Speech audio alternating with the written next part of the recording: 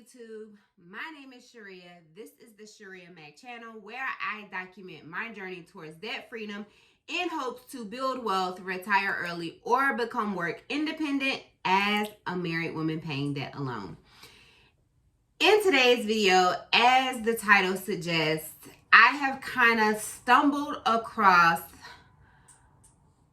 gone down a rabbit hole of videos that have really challenged the way I don't necessarily know if it's challenged the way I was already thinking, because I feel like I had already felt this kind of way, but it's kind of validated what I was already thinking. And the thought is the American dream even for me? So we will get into that discussion now.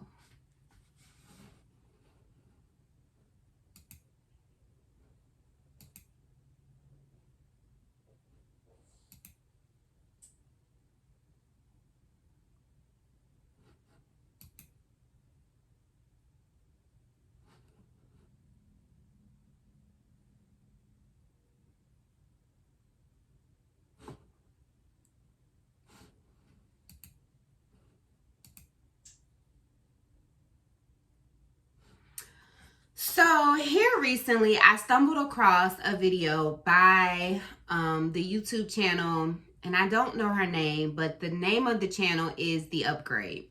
And she talked about a video she had stumbled across, which I had already seen months ago, by Timothy Ward, that said, I gave up the American dream. And so the host or the owner of the Upgrade channel talked about how she really resonated with the dream.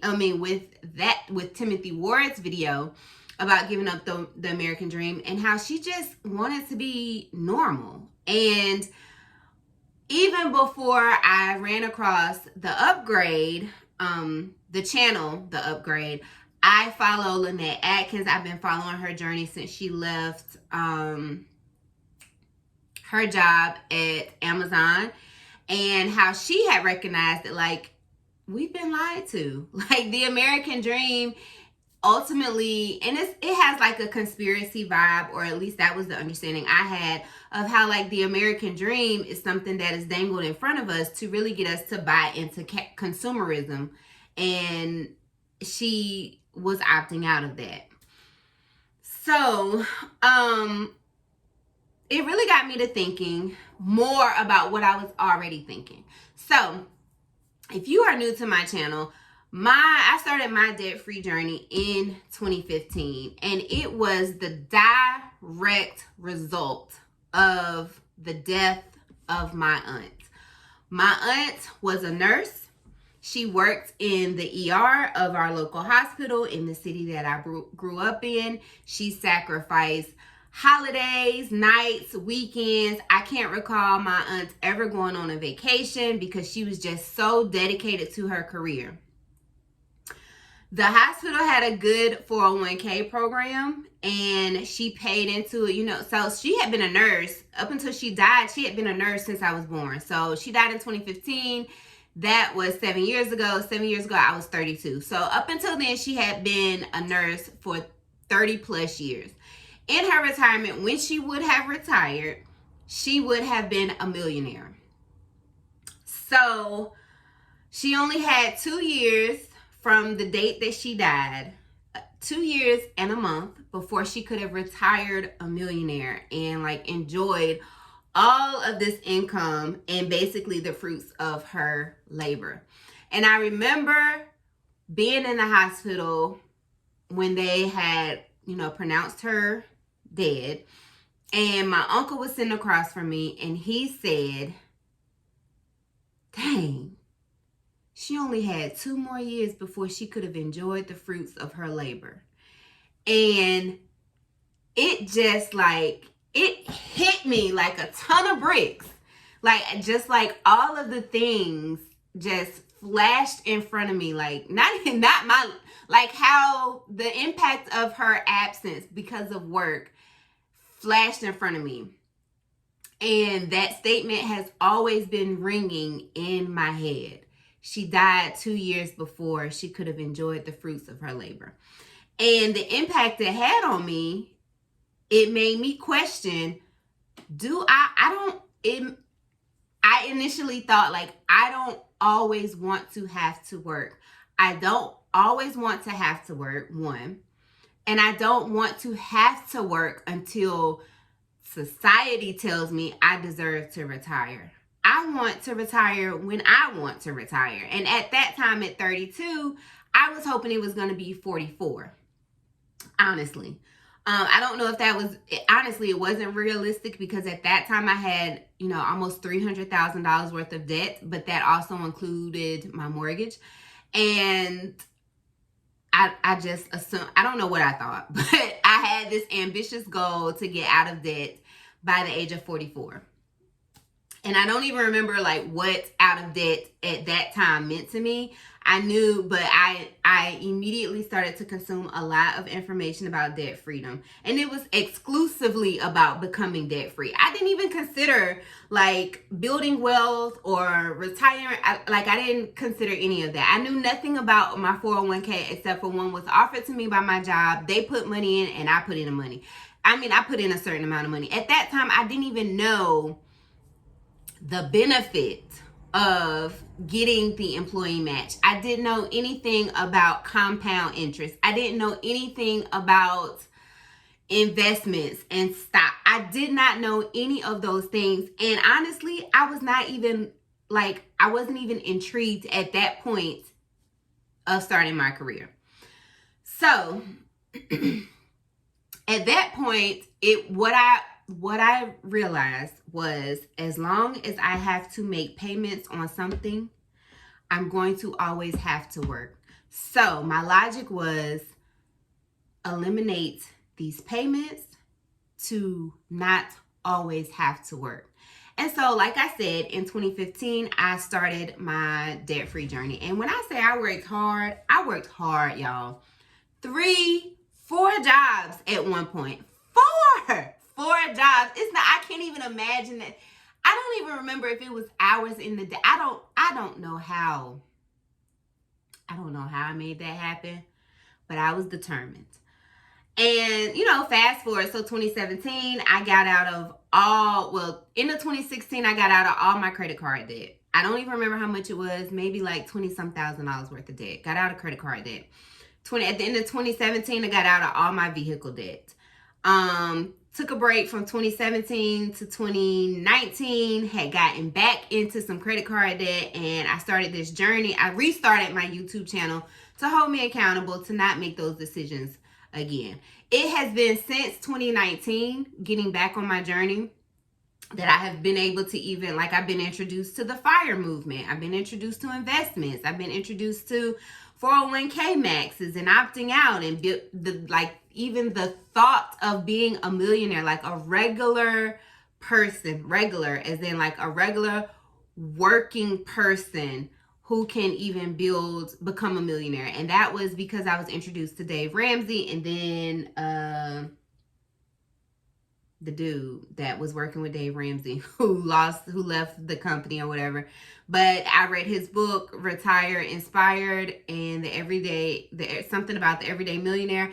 And I remember one of the characters in the book, or one of the stories in the book, was about a teacher who had become a millionaire. And so that was, just since 2019 that the idea that regular working people could obtain so much wealth.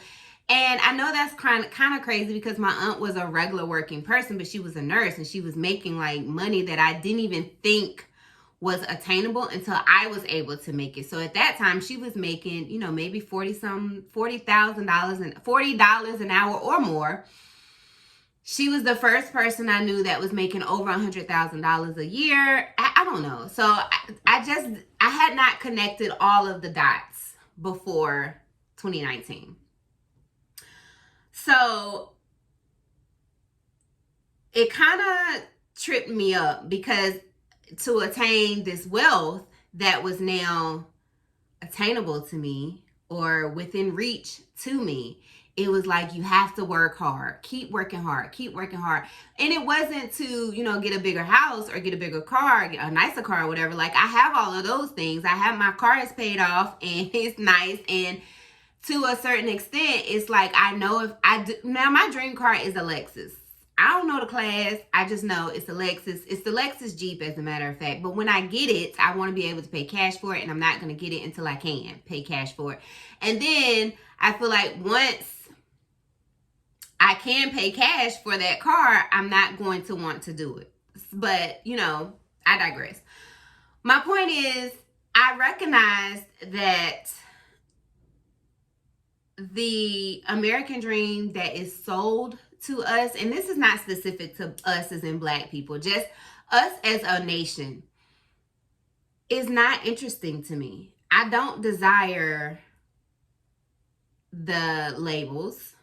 I don't desire the titles. I never really wanted to be a social work supervisor.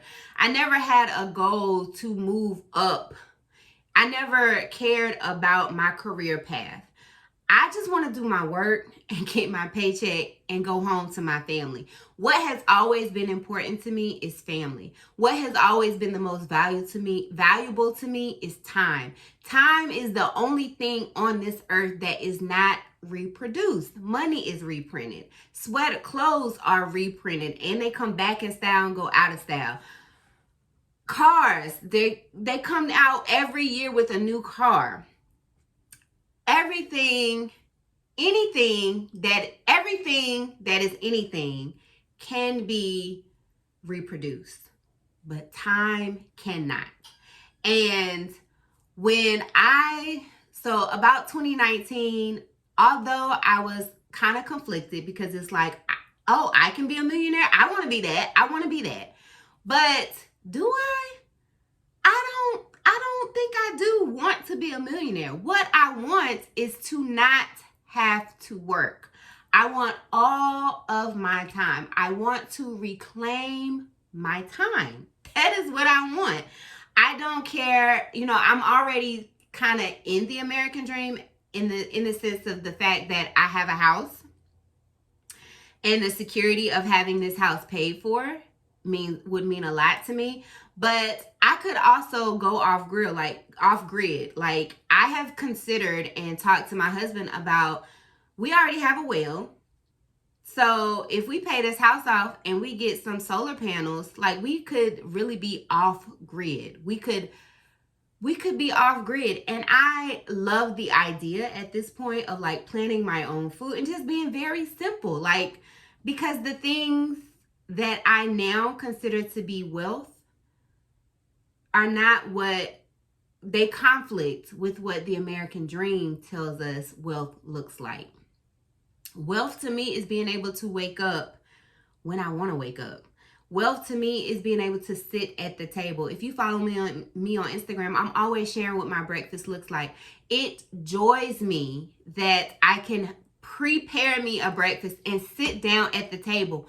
But it saddens me that the rest of my family is not there. And yeah, my kids are in school, but I do have an adult daughter who is home. I have a mother who is in another city, and my husband is at work. He is at work because he has one foot out of the idea of American dream, but he's not all the way out because society tells us we're weird if we don't want those things. And so, since I've gone down this rabbit hole of people kind of debunking the American dream, it's like, yes, I found my people.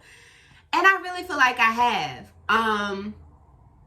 And I guess I'm kind of conflicted, like I said, because, I was already in the American dream. I did adulthood the way I thought it was supposed to be done. I did not personalize adulthood to me. So when I had my first 3 children, I stayed home with them because I was in my 20s, 17, 22, and 25.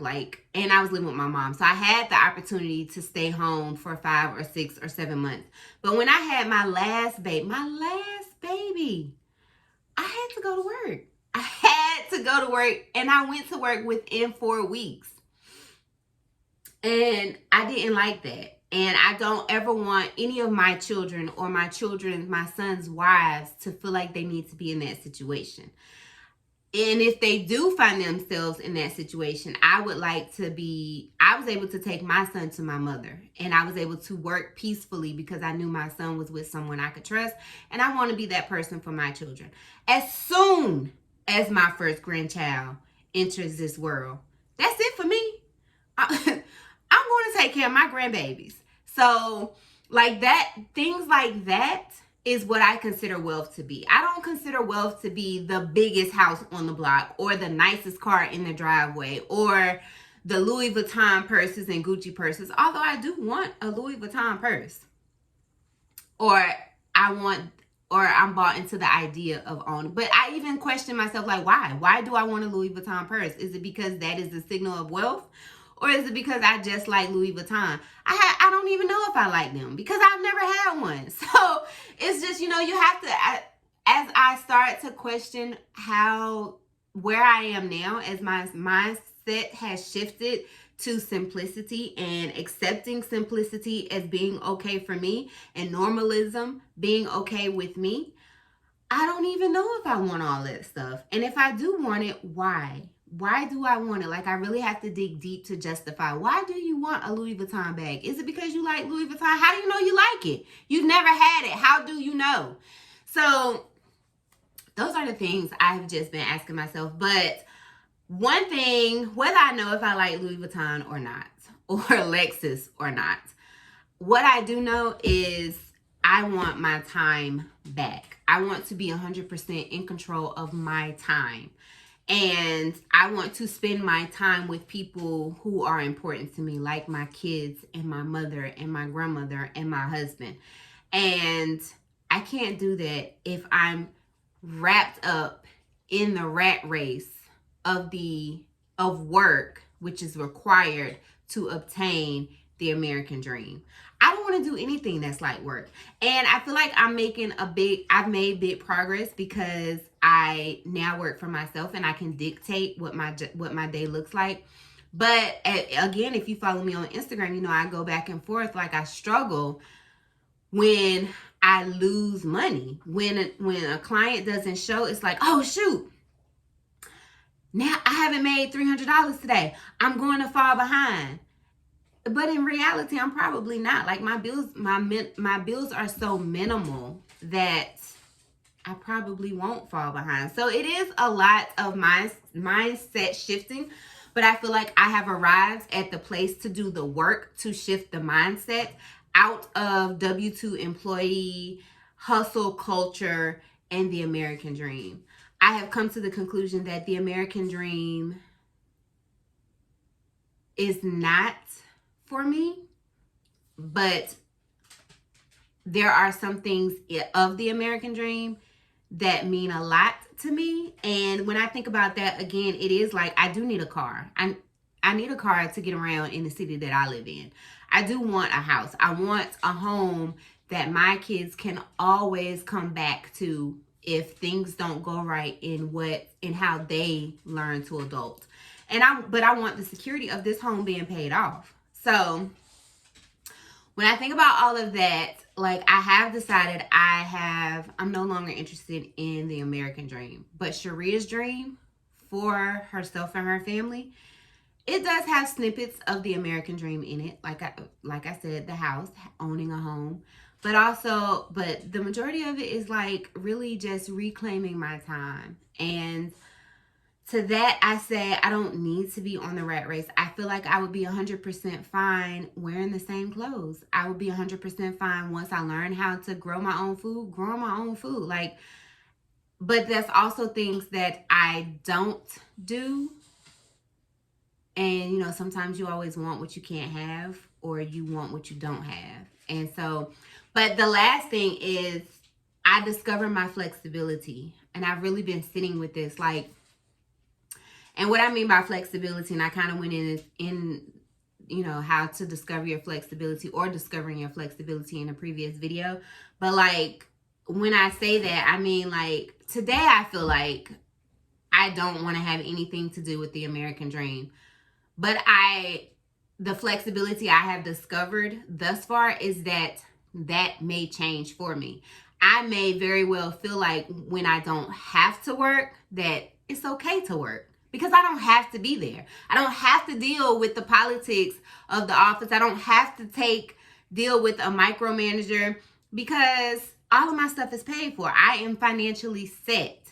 And so that, and I think sometimes we limit ourselves by placing ourselves in such a specific box that it's like, oh, I don't buy into consumerism. So, and then all of the limits that come with that. I'm not going to buy the Louis Vuitton purse. I don't want a new car. I don't want the Lexus Jeep, but I do, or I think I do. So, when my point is when you attach yourself to an idea, whether it's the norm or the abnormal, explore your flexibility there. And the reason it's important to explore your flexibility with whichever attachment you make is because should you change, should something change, should something sway you another way, I would hate for that to become an internal conflict for you. And so, and then, once you start to announce stuff like that, people hold you responsible. I thought you were never going back to work. And it's like, dang, now I look a certain kind of way because I said I was never going back. So explore your flexibility there and with whatever you do and be okay with that. So, like I said today, but I have felt like this for a long time. Like I felt like I am working to work myself out of work. And it's not necessarily retirement, but like if I don't owe anybody anything, but I own all the stuff that is important to me or that is a necessity to me, do I even have to have any type of income coming in? Like, do I? Like, really, do I? So, I mean, I don't know. What are your thoughts? Let me know. Have you, stumbled across the videos? I will link all of the videos that I came across once I, watched one. Of course, the algorithm started to push more and more my way. And so I've enjoyed watching all of them. And like I said, they have really just validated the thoughts that I was already having, that I've had since 2015 when my aunt died. So, that is it for today's video. I know it's not financially related or whatever, but I do think the direction of my channel is going to change because I am more into wealth building. And it's not necessary, and I don't mean like millionaire, because I have also discovered that maybe I don't want to be a millionaire. Maybe I can retire comfortably off of $600,000 or $500,000 or, even less. Maybe I could just work 2 days a week and have $200,000 in my retirement or my IRA, whatever. I don't know. But again, I'm flexible with that as well. So that is it for my video today. If you are not already following me on Instagram to get a behind the scenes look, glimpse into my life and everything that makes up Shirria Mac, then follow me over there. The handle will be in the description box. And if you are not already subscribed to my channel, please make sure you subscribe to follow my journey towards eliminating 6 figures worth of debt as a married woman paying debt alone in hopes to build wealth, retire early, or become work independent. I will catch you in the next one. That is it for now. Do remember that the debt-free journey is indeed a journey, not a destination. Bye.